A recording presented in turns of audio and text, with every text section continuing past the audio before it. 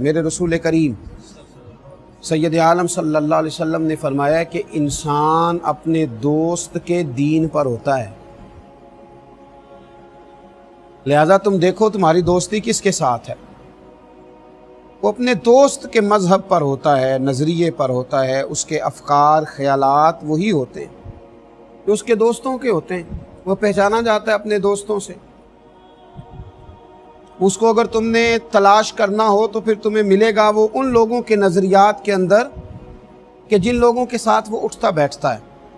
ہمیشہ کوشش یہ کریں اچھے لوگوں کے ساتھ دوستی ہو۔ آپ چند دن کسی شخص کے ساتھ وقت گزار کے دیکھ لیں، ایسے لوگ جن کی ایک مخصوص محفل ہو، ایک مخصوص ان کا طرز گفتگو ہو، ایک مخصوص مزاج کے اور طبیعت کے لوگ ہوں، ان کے ساتھ آپ کچھ دن وقت بتا کے دیکھ لیں۔ جس طرح کے جملے وہ روزمرہ بولتے ہیں ان میں سے بہت سارے جملے آپ کی زبان پر جاری ہو جائیں گے۔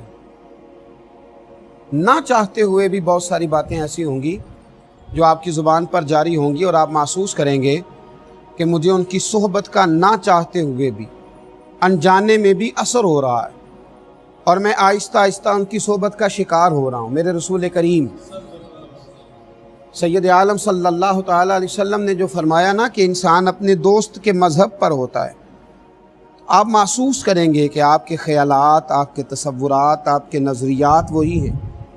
دنیا میں اس وقت جتنے لوگوں کے نظریات کے اندر پختگی آئی ہے یا عقیدوں کے اندر پختگی آئی ہے یا ان کی سوچ مضبوط ہوئی ہے، تو اس کی بنیادی وجہ یہ ہے کہ ان لوگوں سے اٹھنا بیٹھنا تھا جن کی سوچیں اچھی تھیں، جن کے نظریات میں پختگی تھی، جن لوگوں کی سوچیں بکھرتی نہیں تھیں، جو لوگ بڑی جلدی کسی کا اثر قبول نہیں کرتے تھے۔ اور جتنے لوگ گمراہ ہوئے، بد عقیدہ ہوئے، بد مذہب ہوئے اور کسی غلط فکر کا شکار ہوئے، اس کی بنیادی وجہ یہ تھی کہ ان کا ان لوگوں کے ساتھ اٹھنا بیٹھنا تھا، ان لوگوں کے ساتھ رہنا تھا جن لوگوں کے نظریات درست نہیں تھے۔ حضرت عبداللہ ابن عمر رضی اللہ تعالیٰ عنہ حضرت فاروق اعظم رضی اللہ تعالیٰ عنہ کے صاحبزادے ہیں۔ کسی نے ان سے کہا تھا کہ ایک شخص دین کی ساری باتوں کو مانتا ہے، صرف تقدیر الہی کا منکر ہے۔ ساری باتوں کو مانتا ہے، صرف تقدیر کا منکر ہے، تو اس کے بارے میں آپ کیا فرماتے ہیں؟ حضرت عبداللہ ابن عمر رضی اللہ تعالیٰ عنہ فرمانے لگے، میں ایسے آدمی کی صحبت سے دور رہوں گا، وہ تو بد عقیدہ ہے جو دین کے ایک جز کے بارے میں بھی کسی تشکیک کا شکار ہو۔ اس سے بھی ہم پرہیز کریں گے، ورنہ اس کی صحبت رنگ چڑھا دے گی، تکلیف میں مبتلا کر دے گی، اذیت دے گی۔ تو میرے عزیز اس بات کو سمجھ لیں، گرہ کے ساتھ باندھ لیں اور اپنے نظریات کے ساتھ اس چیز کو ہمیشہ مضبوط کر لیں۔ سمجھ لیں اس بات کو کہ میرے کریم رسول صلی اللہ علیہ وسلم نے ہماری تربیت ان بنیادوں پر فرمائی ہے۔ حضور نے ہمیں یہ سمجھایا بھی ہے، سکھایا بھی ہے اور بتلایا بھی ہے کہ تمہاری صحبت ہمیشہ اچھی رہنی چاہیے۔ ایک بڑی خوبصورت مثال، ایک بڑا شستہ انداز اور ایک بڑا اچھوتا طریقہ حضور نے اختیار فرمایا، اور کریم محبوب علیہ السلام فرمانے لگے، اچھے دوست کی مثال اس طرح ہے جس طرح کستوری اٹھانے والا۔ بڑا خوبصورت انداز ہے حضور کا سمجھانے۔ اور فرمایا برے دوست کی مثال اس طرح ہے جس طرح بھٹی چلانے والا۔ اچھے دوست کی مثال کستوری والے شخص کی مثال کی طرح، جس کی جیب میں کستوری ہوتی ہے، جس کے پاس خوشبو ہوتی ہے، جس کے پاس آپ کے لیے ایک خوبصورت جو ہے وہ تحفہ ہوتا ہے۔ ایسا شخص اس کے پاس جب آپ اٹھتے بیٹھتے ہیں، آتے جاتے ہیں، آپ اس سے کوئی چیز حاصل نہ بھی کریں تو خوشبو تو آئے گی نا، کیونکہ اس کے پاس خوشبو ہے، کیونکہ وہ خوشبو رکھتا ہے، کیونکہ وہ خوشبو والا ہے۔ آپ جب اس سے ملیں گے تو آپ کو خوشبو آئے گی۔ سمجھ آ رہی ہے میری بات کی؟ ملیں گے تو خوشبو آئے گی کیونکہ وہ خوشبو والا ہے۔ تو اچھے دوست کی مثال خوشبو والے کی طرح ہے۔ آپ جب بھی اس سے ملیں گے آپ کو خوشبو آئے گی، آپ جب اس کے پاس جائیں گے خوشبو آئے گی۔ اور برے دوست کی مثال اس آدمی کی طرح ہے جو بھٹی چلاتا ہے، اور جب وہ بھٹی چلاتا ہے تو ہلکی ہلکی چنگاریاں نکلتی، تو آپ جتنا مرضی کپڑے سمیٹ کے بیٹھیں کوئی نہ کوئی چنگاری آئی جاتی ہے۔ تو برے آدمی کے، برے نظریات والے شخص کا ماحول یہ ہوتا ہے کہ آپ جتنا مرضی اس سے دور رہیں، جتنا مرضی آپ بچنے کی کوشش کریں، ایک بزرگوں نے مثال لکھی ہے، ایک نوجوان تھا، برے دوستوں کے ساتھ اٹھنے بیٹھنے لگا۔ جوان خون ہوتا ہے تو کسی بات کا سمجھانا اور سمجھنا بھی مشکل ہوتا ہے، تو کچھ برے دوستوں کے ساتھ اس کا اٹھنا بیٹھنا ہو گیا، آنا جانا ہو گیا۔ ظاہر ہے والدین کو تشویش ہوتی ہے کہ عمر کچی ہے، تو کہیں ایسا نہ ہو کہ یہ کسی برے آدمی کے ہتھے چڑھ جائے اور اپنا بھی نقصان کرے اور اپنے خاندان کا بھی نقصان کرے۔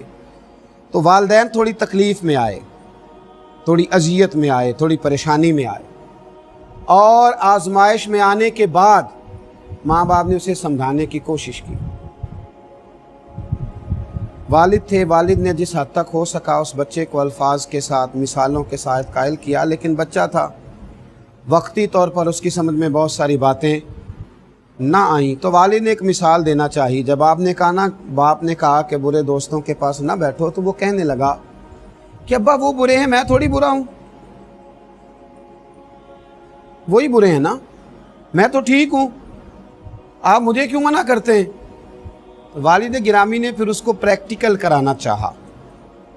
اس سے کہا کہ اس طرح کرو، بازار میں جاؤ، 2 کلو اچھے خوبصورت خوشبو والے، کوئی داغ دھبا نہ ہو، بڑے شاندار قسم کے سیب لے کے آؤ۔ وہ بچہ خود مارکیٹ گیا، منڈی گیا، وہاں سے بڑے اچھے چن کر کے صاف ستھرے سیب 2 کلو لایا۔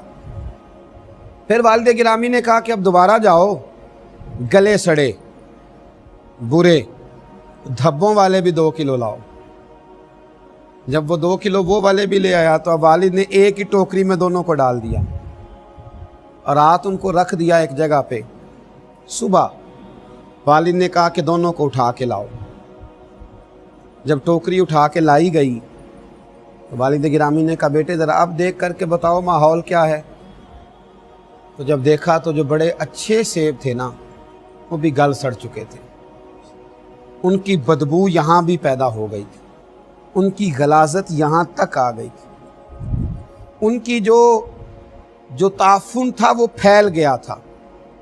تو والد نے اب اپنے بیٹے کو مخاطب کیا اور مخاطب کر کے کہا کہ بیٹا ذرا غور کر رہے ہو، یہ کتنے صاف ستھرے تھے، یہ کتنے اچھے تھے، یہ کتنے بھلے تھے، یہ کتنے پیارے تھے، کس قدر زیادہ خوبصورت تھے، تم غور کر رہے ہو بات پر، تمہاری توجہ ہے؟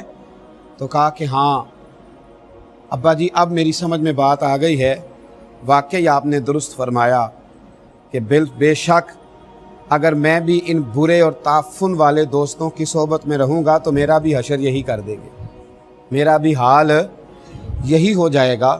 تو یاد رکھیں کہ یہ جن لوگوں کا یہ نظریہ ہوتا ہے، جن لوگوں کا یہ ذہن ہوتا ہے کہ فلاں آدمی برا ہے میں تو برا نہیں ہوں، فلاں آدمی غلط ہے میں تو بڑا اچھا ہوں، تو وہ یاد رکھیں کہ جب برے کی صحبت میں بیٹھیں گے، برے آدمی کے پاس جب آپ وقت گزاریں گے، تو یہ کیسے ہو سکتا ہے کہ اس کے نظریات جڑ نہ پکڑیں؟ بلکہ ہمارے بزرگ فرمایا کرتے تھے کہ کبھی کبھی ایسا بھی ہوتا ہے کہ آپ برے آدمی کی صحبت میں بیٹھتے ہیں تو عقائد اور اعمال پر اگر پوری طرح وہ برا اثر نہیں بھی نہ کرتا، عقائد اور اعمال پر اگر پوری طرح برا اثر نہیں بھی کرتا تو شک ضرور پیدا کر دیتا۔